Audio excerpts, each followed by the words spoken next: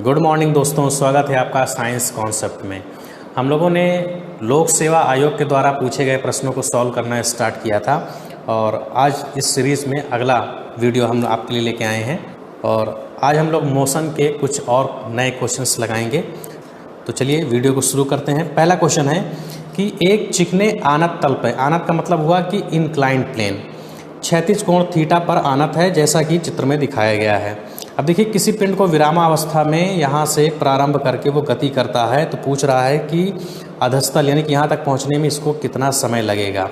देखिए यहाँ पे हम लोग सूत्र लगाएंगे S बराबर में ut प्लस में हाफ AT स्क्वायर। ये सूत्र आप सभी लोगों ने पढ़ा होगा। अब देखिए यदि कोई इंक्लाइंड प्लेन है, इस इंक्लाइंड प्लेन का एंगल थीटा है और यहाँ पे अगर कोई ब्लॉक रखा गया है जिसका मास मान लीजिए m है, तो वेट इसका काम करेगा नीचे की तरफ mg। अगर आप इस लाइन को नीचे की तरफ बढ़ा दें तो देखिए ये एंगल थीटा है, यहाँ पे एंगल 90 है, तो ये एंगल कितना हो जाएगा 90 माइनस थीटा। अब देखिए यहाँ पर जो इसका mg वेट है, इस वेक्टर का मैंने रिजोल्यूशन कर लिया, इसके दो घटक कर लिए 90 डिग्री पे, ये वाला और ये वाला, यानी कि इस वेक्टर के बदले में मैं ये दो वेक्टर ले सकता हूँ। अब इनकी वैल्यू देखिए क्या होगा, ये 90 माइनस में थीटा आ रहा है तो ये क्या हो जाएगा थीटा, तो ये mg है, ये वेट कितना है mg है, तो ये mg कितना हो जाएगा mg cos थीटा और ये कितना हो जाएगा mg sin थीटा। तो देखिए mg sin थीटा वो फोर्स है जो इस ब्लॉक को नीचे ले आएगा, यानी कि इसी फोर्स के कारण ये नीचे की तरफ आएगा।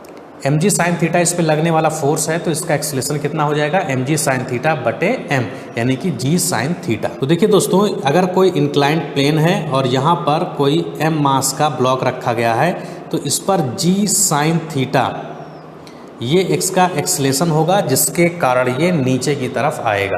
अब हम बात करते हैं फॉर्मूले की। तो देखिए फॉर्मूला होता है s बराबर ut प्लस में हाफ AT स्क्वायर। यहाँ पे इनिशियल वेलोसिटी u 0 दिया गया है और एक जगह हम लोग क्या रख देंगे g sin थीटा, तो s बराबर आ जाएगा half g sin theta t square.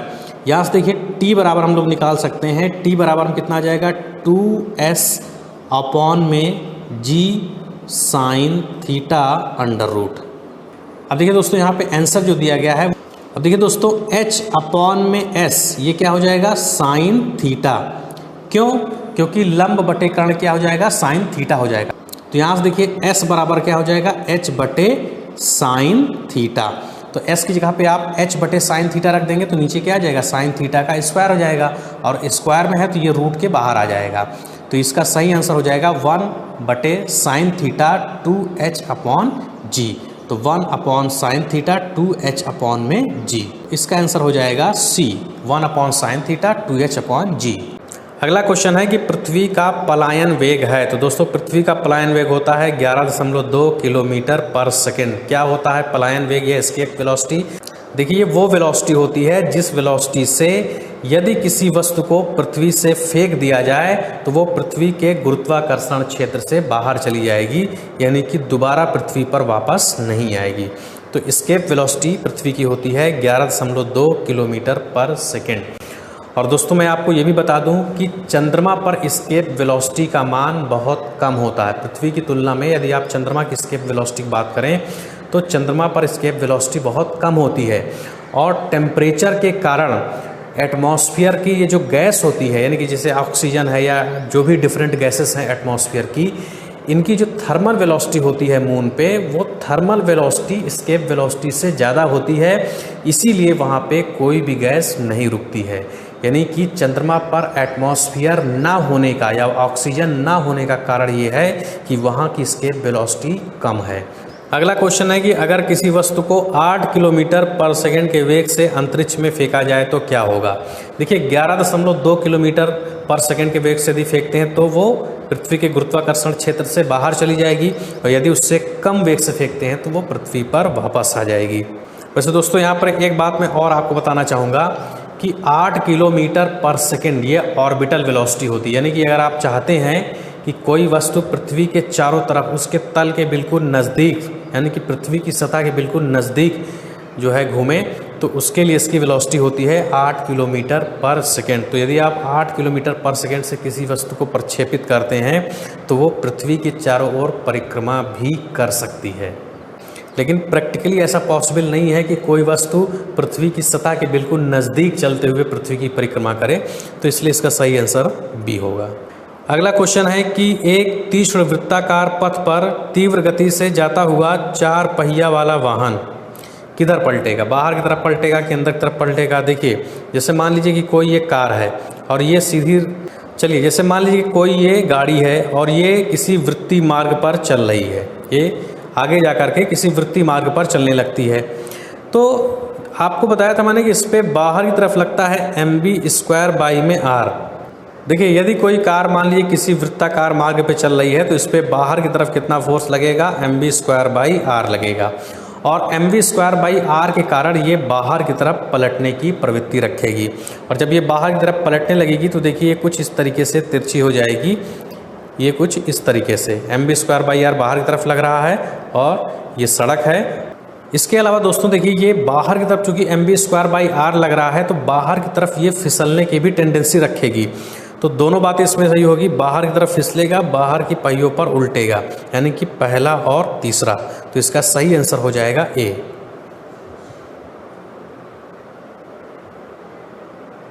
तो इसका सही आंसर हो जाएगा ए।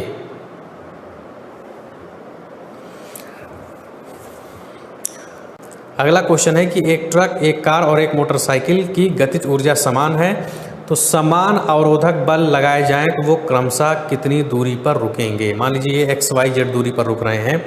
देखिए दोस्तों, मान लीजिए कोई भी वस्तु गति कर रही है, मान लीजिए v वेलोसिटी से गति कर रही है, इसकी स्पीड v है, तो इसमें जो गतिज ऊर्जा होगी वो होगी ½ mv²। जब आप ब्रेक लगाते हैं तो ब्रेक इसी काइनेटिक एनर्जी को कंज्यूम कर जाता है, यानी कि इसकी पूरी काइनेटिक एनर्जी को ख़त्म कर देता है।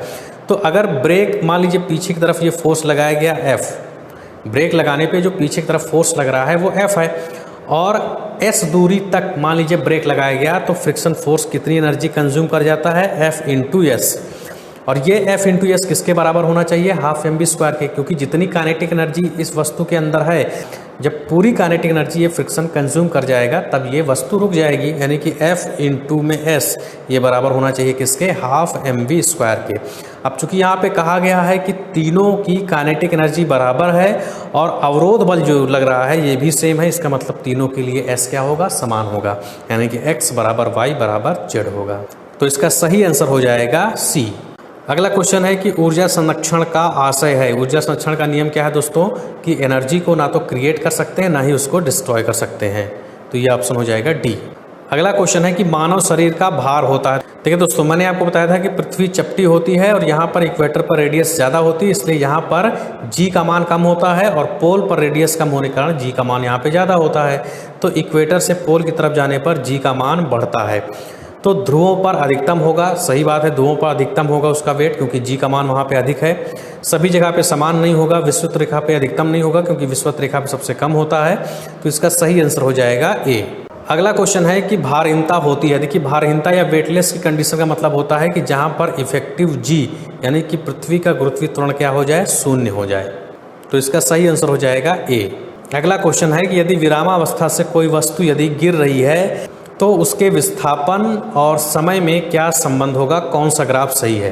देखिए दोस्तों, मैंने आपको बताया था कि S बराबर में ut प्लस में ½ gt²। यहाँ पे u की वैल्यू आप 0 लेंगे तो ut क्या हो जाएगा, 0 हो जाएगा, तो s बराबर क्या आ जाएगा, ½ gt²। देखिए t की पावर 2 और s की पावर क्या है 1, तो एक क्वांटिटी की पावर 1 और एक क्वांटिटी की पावर 2, तो इसका जो ग्राफ आएगा वो ग्राफ कैसा होगा, पैराबोला टाइप का होगा, यानी कि परवलयाकार होगा। इसका मतलब ये है कि t की 2 वैल्यू के लिए d का या s का एक मान होगा। तो देखिए इसका ग्राफ कुछ इस तरीके से होना चाहिए, इस तरीके से इसका ग्राफ देखिए कुछ इस तरीके से होगा। t की एक वैल्यू आप पॉजिटिव इधर लीजिए, एक वैल्यू निगेटिव इधर लीजिए। वैसे देखिए दोस्तों, t का मान कभी भी निगेटिव में नहीं होता, लेकिन हमें केवल ग्राफ चेक करना है कौन सा ग्राफ होगा, तो हम केवल ऐसा जूम कर रहे हैं। तो देखिए t के 2 मान के लिए देखिए t की एक वैल्यू आप इधर लीजिए, t की एक वैल्यू इधर आप लीजिए, दोनों के लिए d का मान या s का मान यहाँ पे एक ही मिलेगा। तो यहाँ पे जो ग्राफ बनेगा ये कुछ इस तरीके से ग्राफ होगा। तो यहाँ पे जो सही आंसर होगा वो हो जाएगा ए। अगला क्वेश्चन है कि यदि पृथ्वी और सूर्य के बीच की दूरी को दुगना कर दिया जाए, तो देखिए इनके बीच जो गुरुत्वाकर्षण बल लगता है ये कितना होगा, capital G M small M बटे में आर स्क्वायर। कैपिटल एम क्या है? सूर्य का द्रव्यमान, और स्मॉल एम क्या है? पृथ्वी का द्रव्यमान। अब कह रहे हैं कि ये दूरी को दुगना कर दें, यानी कि r की जगह हम लोग क्या लिख दें? 2r लिख दें। तो जब यहाँ पे आप 2r लिख करके उसका स्क्वायर करोगे तो कितना हो जाएगा? 4r स्क्वायर, यानी कि आ जाएगा g capital M small m बटे में 4r स्क्वायर, यानी कि पहले की जो वैल्यू है उससे 1/4 हो जाएगी। तो इसका सही आंसर हो जाएगा C। अगला क्वेश्चन है कि विनाशकारी भूकंप के गुरुत्व के कारण त्वरण होगा। तो देखिए ये दोस्तों त्वरण का मान g के मान से ज़्यादा होता है। g का सीजीएस मान होता है 980 सेंटीमीटर पर सेकेंड स्क्वायर। इसका मतलब कि विनाशकारी भूकंप के गुरुत्व के कारण जो त्वरण होगा वो 980 सेंटीमीटर बटे सेकेंड स्क्वायर से ज़्यादा होगा, यानी कि इसका सही आंसर हो जाएगा डी। अगला क्वेश्चन है कि दो उपग्रह पृथ्वी के इर्द गिर्द एक ही वृत्तीय कक्षा में गतिशील है। देखिए दो सैटेलाइट हैं, मान लीजिए कि ये इसकी वृत्तीय कक्षा है, एक सैटेलाइट यहाँ पे चक्कर लगा रहा है, एक सैटेलाइट यहाँ पे चक्कर लगा रहा है। आपको मैंने बताया था कि सैटेलाइट जब वृत्तीय गति करता है तो इस पर एक फोर्स लगता है जिसका मान होता है mv² में r, और इसको कौन बैलेंस करता है? गुरुत्वाकर्षण बल, जो कि कितना होता है? कैपिटल G m1 m2 बटे में r स्क्वायर। अब देखिए यहाँ पर m2 क्या हो जाएगा? ये सैटेलाइट का मास हो जाएगा, यानी कि स्मॉल m हो जाएगा। अब देखिए चूंकि गुरुत्वाकर्षण बल ही सेंट्रीफ्यूगल फोर्स को बैलेंस करता है तो ये दोनों बराबर होंगे, और चूंकि यहाँ पे जो m2 है वो क्या है? सैटेलाइट का मास है, तो m और स्मॉल m ये कैंसिल हो जाएगा, और r का स्क्वायर ये r से कैंसिल हो जाएगा, तो यहाँ पे आएगा कैपिटल G m1 बटे r बराबर में v स्क्वायर, यानी कि यहाँ से v बराबर में आ जाएगा कैपिटल G m1 अपॉन में r अंडर रूट। अब देखिए दोनों सेटेलाइट एक ही वृत्तीय कक्षा पे चल रहे हैं, यानी कि दोनों के लिए वृत्तीय कक्षा, यानी कि ये जो r का मान है ये क्या है? सेम है। कैपिटल M तो ये हो जाएगा पृथ्वी का द्रव्यमान, कैपिटल G का मान भी सेम है, कैपिटल M का मान भी दोनों के लिए सेम है, r का मान भी दोनों के लिए सेम है। इसका मतलब कि दोनों की स्पीड क्या होगी? सेम होगी। तो दोस्तों इसका सही आंसर हो जाएगा कि ग्रहों की चाल समान है। अगला क्वेश्चन है कि न्यूटन की गति का पहला नियम। देखिए मैंने आपको बताया था कि न्यूटन की गति का पहला नियम वो किसका कॉन्सेप्ट हमें बताता है? जड़त्व का बताता है, इनर्शिया का कॉन्सेप्ट बताता है। अगला क्वेश्चन है कि अधिक द्रव्यमान वाली एक क्रिकेट बॉल और एक टेनिस बॉल को समान वेग से फेंका जाता है। यदि उन्हें रोका जाए तो क्रिकेट बॉल के लिए निम्नलिखित में से किसकी आवश्यकता होगी? आपको बताना है कि इसको रोकने के लिए कम बल लगाना पड़ेगा कि ज़्यादा बल लगाना पड़ेगा। देखिए क्रिकेट की बॉल और टेनिस की बॉल, दो बॉल हैं। क्रिकेट की बॉल बड़ी होती है और टेनिस की बॉल जो होती है वो छोटी होती है। देखिए क्रिकेट की बॉल जो होगी इसका द्रव्यमान ज़्यादा होगा, और इसका द्रव्यमान ज़्यादा होगा तो इसका संवेग P बराबर में m इंटू वी भी ज़्यादा होगा, और जब इसको आप रोकेंगे तो संवेग में जो परिवर्तन होगा वो ज़्यादा होगा, और संवेग परिवर्तन की दर ही क्या होती है? फोर्स होती है।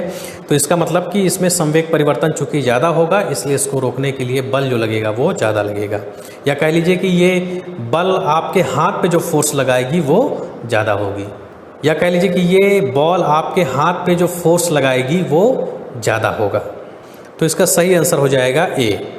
अगला क्वेश्चन है कि घड़ी की कुंडली यानी कि स्प्रिंग में ऊर्जा होती है। कौन सी ऊर्जा होती है? इसमें पोटेंशियल एनर्जी होती है, स्थितिज ऊर्जा होती है।